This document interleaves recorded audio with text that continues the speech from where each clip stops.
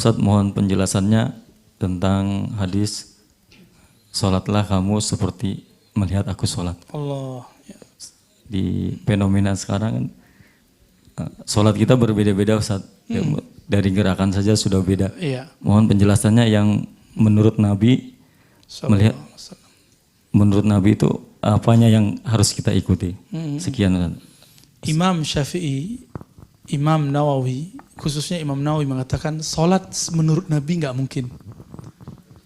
Mustahil. Nabi itu khusyuk. Nabi kalau takbir hilang dunia dan akhirat. Yang ada cuma Allah.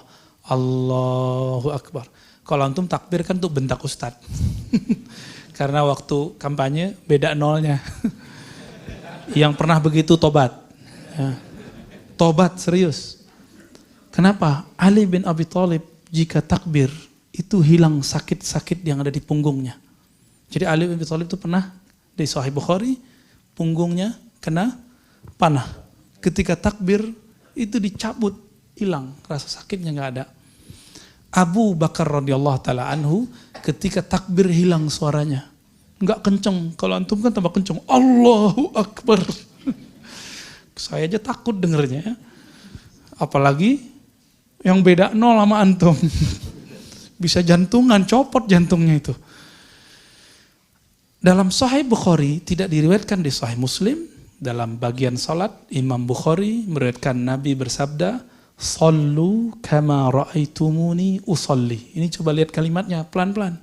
Salatlah kamu seperti kamu melihat aku salat. Nabi nggak ngomong gini, "Shallu ka salati." Salatlah kamu menurut aku salat, berdasarkan aku salat, enggak. Enggak mungkin, Pak. Nabi kalau salat, surga neraka langsung depannya. Coba antum kalau ngeliat neraka kabur, ngelihat surga nggak mau balik. Nabi Idrisnya nggak mau balik, ya kan? Ada yang lebih kuat imannya dari Nabi Idris? Nggak ada. Itu rahasianya kenapa Allah belum perlihatkan surga saat kita sholat. Padahal Nabi mengatakan, ketika aku berdiri di tempat ini, aku memandang surga. Maka aku maju selangkah ingin memetik buahnya, tiba-tiba berubah menjadi neraka. Aku mundur satu langkah. Itu. Lain lagi di hadis sholat kusuf. Karena kan kusuf ya. Coba tanya imamnya, pasti nggak mengalami itu. Coba kalau mengalami itu mendadak gila Pak. Apa kata Nabi? Uridat alayya a'malu ummati. Di saat Nabi sholat kusuf. Kusuf, dulu namanya sama kusuf dan khusuf. Ahli fikih yang membedakannya bulan dengan matahari. Aku melihat semua amal umatku. Maka antum duduk sekarang Nabi telah lihat dulu. Semoga itu tanda syafaat Rasulullah ada pada kita. Amin. Uridat alayya a'malu ummati. Ini penjelasan Sayyid Muhammad Alawi Al-Maliki. Tadi yang dikutip oleh Uwah. Ya. Semua amal umatku telah diperlihatkan kepadaku. Maka saksikan ya Allah, wahai Rasulullah, bahwa kami mencintai Nabi-Mu Nabi Muhammad sallallahu alaihi wasallam. Ketika Nabi sholat, selesai sholat beliau cerita ketika khutbah. Ketika aku berdiri, aku melihat amal umatku. Coba, kalau kita melihat amal-amal semua orang, bisa gila kita Pak. Pusing ya. Nggak kuat, saya bisa baca isi hati antum aja itu udah bahaya. Nanti kegeeran kalau merasa senang. Kesel kalau dalam hatinya bilang, wah ustadznya sotoy. Ya, saya bilang, wah ini bahaya nih. Maka syukur kepada Allah kita nggak bisa baca isi hati orang. Nabi mengatakan, aku melihatmu dari depan dan belakang itu sama. Makanya sahabat Nabi, walaupun di belakang Nabi itu takut geraknya itu betul-betul diatur, benar-benar lembut. Nabi emang punya mata di belakang? Enggak. Itulah disebut mukjizat Rasulullah SAW atau oleh Imam Suyuti disebut dengan al-khasais, kekhususan Nabi SAW. Jadi jangan pernah bermimpi sholat seperti Nabi sholat, nggak mungkin. Seperti Abu Bakar aja antum nggak sanggup. Seperti Ali aja antum nggak sanggup. Cucunya Ali, namanya Ali Zainal Abidin, itu yusolli. Seperti dikatakan oleh Imam Zahabi. Imam Zahabi ini murid Ibnu Taimiyah, Imam Ahlus Sunnah. Yusolli kulla yaum alfa raka'ah. Setiap hari sholat 1000 rakaat. Saking kecanduannya sholat. Kita canduannya apa? YouTubean. Semuanya wajah-wajah YouTube nih ya.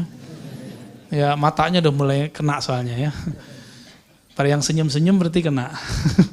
Yang diem berarti wah Ustadz sotoy itu. Nabi katakan apa? Inilah kewajiban berguru. Jadi hadis ini adalah perintah berguru. Salatlah kamu seperti kamu melihat aku salat. Lihat Nabi salat nggak? Maka kita cari orang yang ketemu Nabi. Ketemu sahabat Nabi nggak? Nggak ketemu? Serius? Yang ketemu mimpi Nabi aja susah ya. Orang mimpi ketemu Nabi juga antum nggak percaya. Ya. Antum nggak percayaan orangnya. Karena beda politik tadi. Ya, kalau saya percaya, meskipun saya beda politik sama dia, saya beda coblosan sama dia. Tapi saya percaya karena saya menyaksikan sendiri sebelum dia memutuskan memilih itu, lidahnya nggak putus menyebut nama Nabi. Allahumma sholli alaihi. Saya dengar sendiri waktu multaqa ulama dan habaib di Cirebon. Orang itu. Dan saya baca Imam Malik. Imam Malik mengatakan apa? Ma bittu lailan ila wa ra'aitun nabiyya sallallahu alaihi wasallam.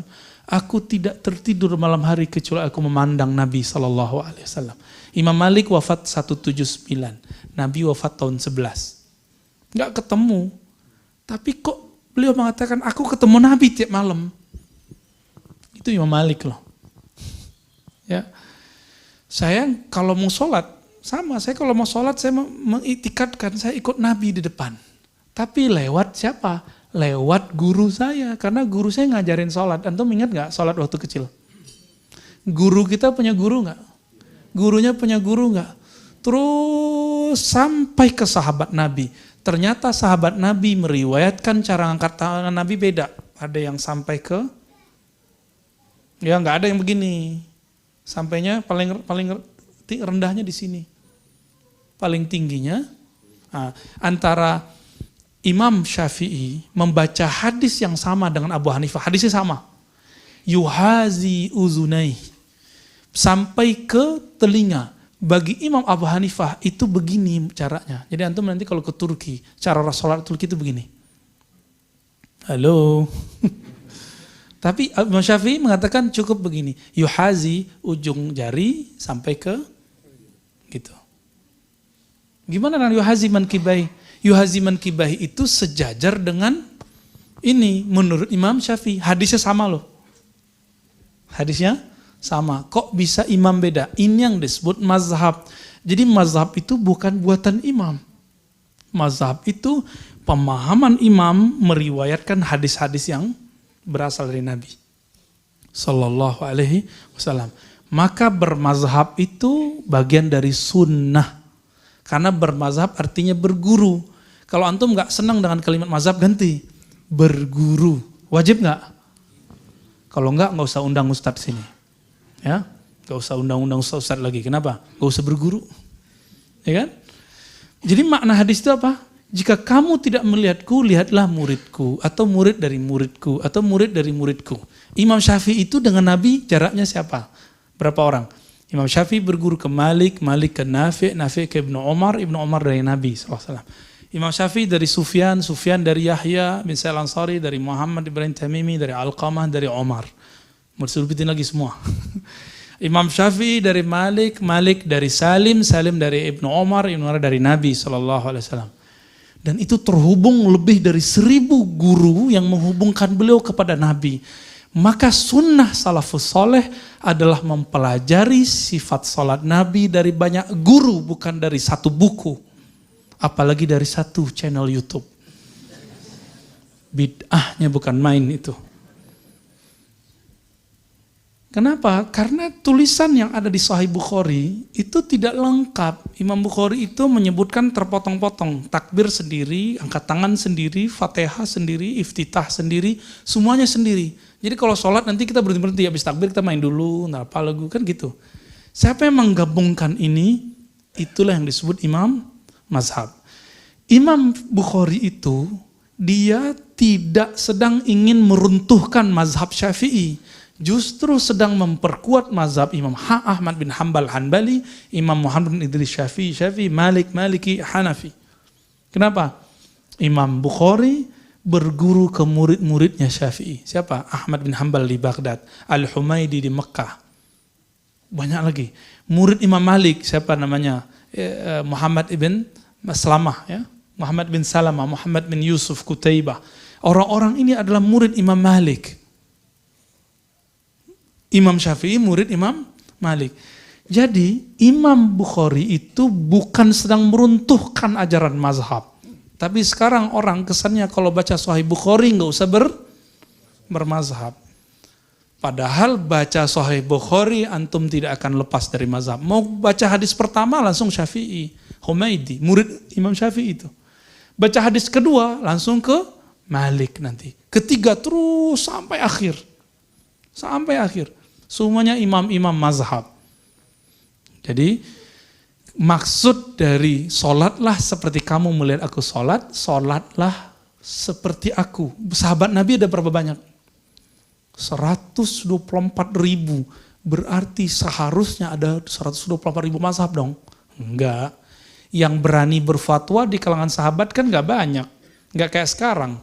Sekarang baru ngaji di YouTube sama TV, udah langsung bilang, bid'ah ente. Itu kan fatwa. Haram loh hukumnya. Yang boleh ngomong bid'ah sunnah itu cuma mufti. Kalau enggak mufti, dia telah melakukan amal yang bukan amal dia. Fantazir sa'ah, siap-siap kekacauan terjadi. Benar enggak? Masjid kalau sudah mulai mufti gadungan muncul, siap-siap jamaah sama pengurus sama pengurus, ustadz sama ustadz, ramenya bukan main. Lebih parah dari pasar, Pak. Ya, pasar itu orang cuma tarik-menarik harga. Ini enggak. Tarik-menarik pengajian sama imam, sama muazin. Ya. Allahu Akbar. Jadi, sholatlah kamu seperti melihat aku sholat, sholatlah seperti murid, seperti dulu kita belajar di kampung. Jadi guru antum dulu yang di kampung itu, dia telah meriwayatkan fi'il Nabi. Dia periwayat loh. Dia periwayat. Jadi boleh sholat seperti orang kampung itu? Boleh. Ustadz, kok gak ikut buku? Emang dulu pakai buku. Imam Syafi'i ngomong gini, al-ilmu haddasana. Ilmunya ulama salafus saleh itu adalah berguru. Aku dulu melihat guruku begini. Aku dulu mengenal guruku begini. Jadi silakan pulang kampung lagi. Ke apa? Bukan ke kampung yang tempat lahir. Pulang kampung ke mazhabnya. Pulang kampung ke ajaran gurunya. Itulah yang disebut dengan mengikuti salafus saleh. Bukan ikut buku. Karena buku itu, kata Imam Sya'bi, dulu ilmu ini adalah permata. Tidaklah dapat mengaksesnya kecuali para hufaz, para penghafal dan para fuqaha, orang-orang yang faham. Namun, idza kutiba, ketika telah ditulis, syarakana man laysa minna, maka orang yang tidak berguru ikut-ikutan campur tangan dengan apa yang kita tulis, yang kita hafal. Jadi sholatlah seperti imam-imam salafus soleh yang membangun mazhab salafus soleh, bukan seperti buku-buku, bukan seperti YouTube itu, bukan seperti video-video itu. Ya, video itu, buku-buku itu hanya salah satu penafsiran ulama belakangan. Jika ada salaf dengan belakangan berbeda, antum ikut siapa? Ya, ikut buku yang telah mati atau ikut guru yang masih hidup? Guru, karena yang tahu buku itu salah, guru apa buku itu sendiri? Bukunya bisa ngomong nggak? Hei, aku salah loh. Nggak bisa. Baik, jadi di Quran nggak ada faqra'u kitabakum, nggak ada. Itu pun kitabakum, kitabak itu tentang amal, soleh dan tidak soleh. Yang ada fas'alu ahlaz zikri. Tanyalah orang yang alim. Berguru kepada orang yang alim. Gitu Mas ya. Akang Pak AA. Jadi berguru ke orang itulah sunnah Nabi SAW. Baik, kelas, udah siang, bentar lagi kita salat syuruk ya. Kesimpulan kajian kita pada pagi ini kembali ke definisi sunnah. Apa itu sunnah? Sesuatu yang ada dalilnya. Apa itu bid'ah? Sesuatu yang tidak dalilnya. Jika ada hadis dhaif lalu diamalkan, itu bid'ah atau bukan? Bukan, itu disebut dengan ikhtilaf. Ikhtilaf bukan bid'ah, tapi masih bagian dari sunnah. Semoga kajian ini diberkahi Allah. Kita yang hadir diampuni dosanya oleh Allah, diberkahi sampai siang sore nanti, bahkan sampai mati kita nanti. Amin ya rabbal alamin. Subhanakallahumma wa bihamdika asyhadu an la ilaha illa anta astaghfiruka wa atubu ilaik. Assalamualaikum warahmatullahi wabarakatuh.